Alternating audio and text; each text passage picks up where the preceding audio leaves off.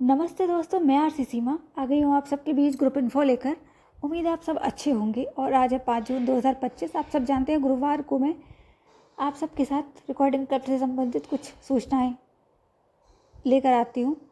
तो चलिए शुरुआत करें ग्रुप इन्फो की। इससे पहले यदि किसी के जीवन में आज कोई ख़ास दिन है, किसी की एनिवर्सरी, किसी का जन्मदिन, तो उन साथियों को बहुत बहुत शुभकामनाएं।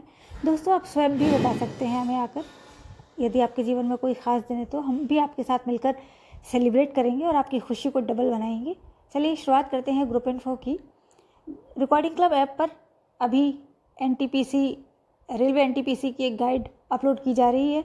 हमारी नई रीडर सोनल जी ने उसे आवाज़ दी है, आप लोग सुनिएगा ज़रूर।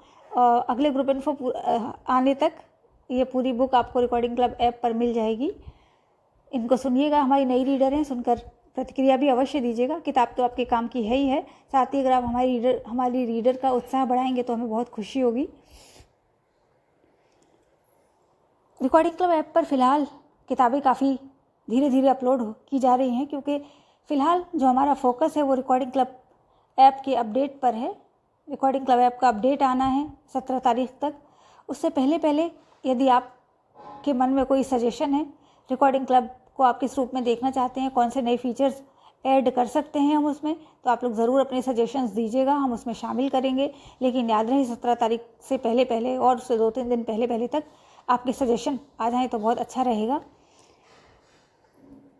रिकॉर्डिंग क्लब यूट्यूब चैनल पर अभी भी सब्सक्राइबर्स की संख्या 4000 तक नहीं पहुंची है, 129 अभी भी कम है।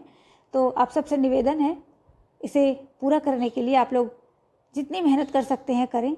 शायद रिकॉर्डिंग क्लब के 10 वर्ष पूरे होने में हम मेहनत ना कर पाए हों, लेकिन अब हम 2-2 सब्सक्राइब भी करवाएंगे 2-2 लोगों से भी, तब भी 4000 की संख्या को हम छू लेंगे। तो उम्मीद है आप सबसे, अपने जहाँ भी आप जॉब करते हैं वहाँ के साथी और परिवार में जो लोग हैं आपके मिलने जुलने वाले लोग, सबसे कहिए ताकि रिकॉर्डिंग क्लब यूट्यूब चैनल के 4000 सब्सक्राइबर्स हो सकें। दोस्तों, आप सबसे रिकॉर्डिंग क्लब में इन्वर्टर लगाने के लिए निवेदन किया गया था, जो कि अभी तक वो सुविधा हमें नहीं मिल पाई है। आप सबसे निवेदन है, यदि हमारे कोई साथी सक्षम हैं तो हमें ज़रूर सहयोग करें। थोड़ा सहयोग भी अगर आप सबका मिलेगा तो हम भी व्यवस्था कर सकते हैं उसकी। रिकॉर्डिंग क्लब की टीम हर प्रकार से बहुत ज़्यादा कोशिश करती है, हमारे रीडर के बारे में बहुत सोचती है। हमारी टीम इतना अपनापन है, इतनी अपनेपन की भावना है हमारी कोर मेंबर्स में। बहुत सारे साथी ऐसे हैं जिनको आप लोग शायद नहीं जानते होंगे, कि वो बताते नहीं हैं कभी भी कि वो कोर मेंबर हैं। पर्दे के पीछे से इतना बड़ा सहयोग करते रहते हैं हमेशा। उनका मार्गदर्शन तो हमारे लिए है ही। खैर, उसके बारे में तो कुछ कहा ही नहीं जा सकता। समय समय पर जब भी कोई कार्यक्रम होता है या कुछ भी होता है तो बहुत ही महत्वपूर्ण सुझाव देते रहते हैं। और अब तो मेन ग्रुप में भी बहुत मैसेजेस आते हैं सर के, कोई भी फीडबैक हो या कुछ, आप सब लोग उन्हें सुनते रहते हैं। मैं बात कर रही हूँ आदरणीय देवीलाल सर की, जो रिकॉर्डिंग क्लब के लिए कितने समर्पित हैं, इसका अंदाज़ा आप लोग लगा सकते हैं। हमने आप सबसे निवेदन किया था कि रिकॉर्डिंग क्लब में एक एसी की आवश्यकता है, क्योंकि 4th फ्लोर पे है हमारा ऑफिस, जहाँ पे गर्मी बहुत ज़्यादा है और लाइट वाइट बहुत कट जाती है। ऐसे में रिकॉर्डिंग क्लब में रिकॉर्डिंग करना बहुत मुश्किल हो जाता है। रिकॉर्डिंग की तो छोड़िए, रुकना ही बहुत मुश्किल हो जाता है। साथ ही कि पंखा चलाकर भी हम रिकॉर्डिंग कर नहीं सकते हैं। तो ऐसे में ऑफिस में एसी की बहुत आवश्यकता हो जाती है गर्मियों में। जब हमने ये प्रस्ताव ग्रुप में रखा, कुछ भी नहीं हुआ, कहीं से कोई मैसेज नहीं आया, तो आदरणीय देवीलाल सर ने अपने घर का एसी निकाल कर हम तक पहुंचाया और उन्होंने कहा कि हमारे रीडर्स की आवश्यकता बहुत महत्वपूर्ण है, हम तो बाद में देख लेंगे, एसी का ख़रीद लेंगे, लेकिन फ़िलहाल हमारे रीडर्स के लिए बहुत ज़रूरी है कि उनकी सुविधा का ध्यान रखना चाहिए हमें। हमारी जिम्मेदारी है पूरी टीम का ध्यान रखना। ऐसे में उन्होंने अपना एसी रिकॉर्डिंग क्लब तक पहुंचाया। आदरणीय संदीप सर ने इसकी पूरी जिम्मेदारी ली और आज रिकॉर्डिंग क्लब ऑफिस में एसी लग चुका है। इसके लिए पूरी रिकॉर्डिंग क्लब टीम की ओर से, पूरी रिकॉर्डिंग क्लब परिवार की ओर से, सभी पूरी कोर कमेटी की तरफ से और मैं अपनी तरफ से विशेष रूप से बहुत बहुत आभार व्यक्त करती हूँ सर का। बहुत बहुत धन्यवाद, आपने हमारी टीम के बारे में, मतलब अपनी टीम के बारे में इतना सोचा। आज के ज़माने में इतनी अच्छी टीम अगर हमारे पास है तो रिकॉर्डिंग क्लब ज़रूर बहुत ऊंचाइयों तक पहुंचेगा।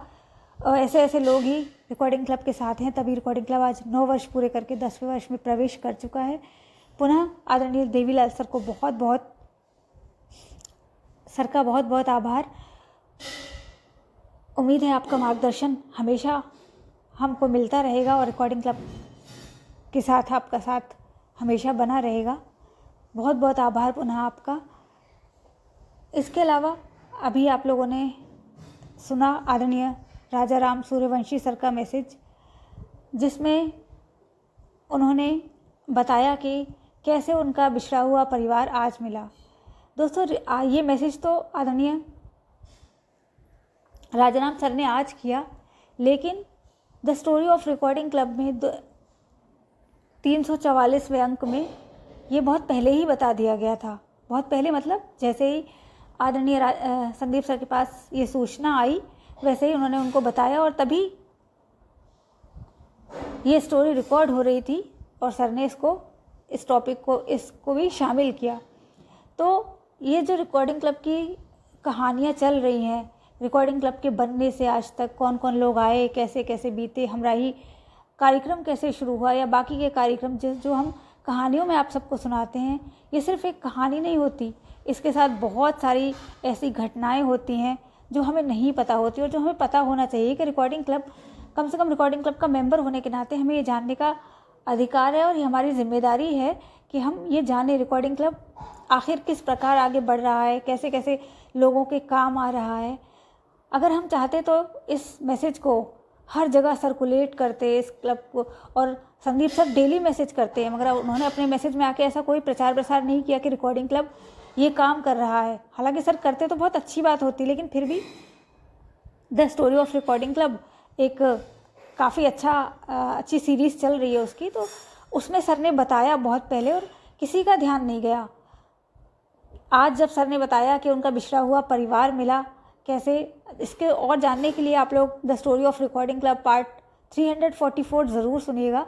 राजाराम सूर्यवंशी सर और उनकी वाइफ दोनों विजुअली इम्पेयर्ड हैं। ये हम सबके पसंदीदा कार्यक्रम हमराही में आए, एपिसोड 69 आप लोग सुन सकते हैं। एपिसोड 59 या 69 शायद अभी सर ने ऊपर शेयर किया है, इसको आप लोग सुन सकते हैं। और इनकी मम्मी ने इनको स्टेशन पे छोड़ दिया था, सौतेली माँ थी। उसके बाद ये किसी को मिली और आदरणीय राजाराम सर के साथ इनकी शादी हुई बाद में। और फिर जब ये प्रोग्राम आया 2023 में और ये कार्यक्रम इतना फैला, इतना ज़्यादा लोगों ने सुना, और इनके 2 भाई थे जो इनसे बिछड़ गए थे क्योंकि उनकी मम्मी उनको पहले ही छोड़ गई थी। तो 2025 में उनके बिछड़े हुए भाई मिले। इससे अच्छी और क्या बात हो सकती है। रिकॉर्डिंग क्लब ने एक परिवार को मिलाया, मतलब रिकॉर्डिंग क्लब का जो कार्यक्रम है वो बहुत दूर दूर तक जाता है। ब्रह्मा कुमारीज रेडियो मधुबन का जो रेडियो मधुबन के कार्यक्रम बहुत दूर दूर तक लोग सुनते हैं, उसके द्वारा ये परिवार भी आपस में मिला। ये बहुत अच्छी बात है और अब ईश्वर से यही कामना करती हूँ कि ये परिवार हमेशा खुश रहे और जो भी कठिनाइयाँ हैं ईश्वर इन सब की दूर करे। अब तो हम सबको सुनना चाहिए। हमारा काम कार्यक्रम चलाने का उद्देश्य सिर्फ इतना ही नहीं है कि कार्यक्रम शुरू कर दिया और छोड़ दिया कभी भी। उसमें देखते हैं कि कौन कौन सी कठिनाइयाँ आ रही हैं और कौन कौन से किस प्रकार के कार्यक्रम हम कर सकते हैं। हमराही कार्यक्रम में इतने अलग अलग तरह के स्टोरीज़ आई हैं कि आप लोग अगर जिन्होंने नहीं सुना है वो सुनेंगे तो ज़रूर कुछ ना कुछ सीखने को मिलेगा।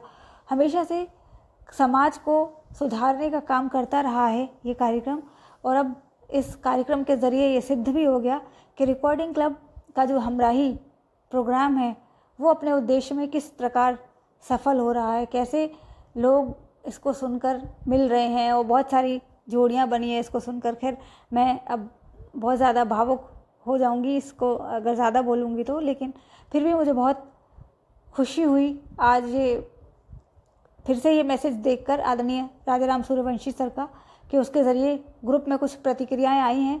आप लोग the story of recording club part 344 को भी सुनिएगा और इनका जो हमराही कार्यक्रम है उसको भी ज़रूर सुनिएगा। आप सबको ज़रूर पता चलेगा और पुनः मैं मिले हुए परिवार को शुभकामनाएं देती हूँ कि आगे आप सब लोग मिलजुल कर यूँ ही ऐसे ही रहें।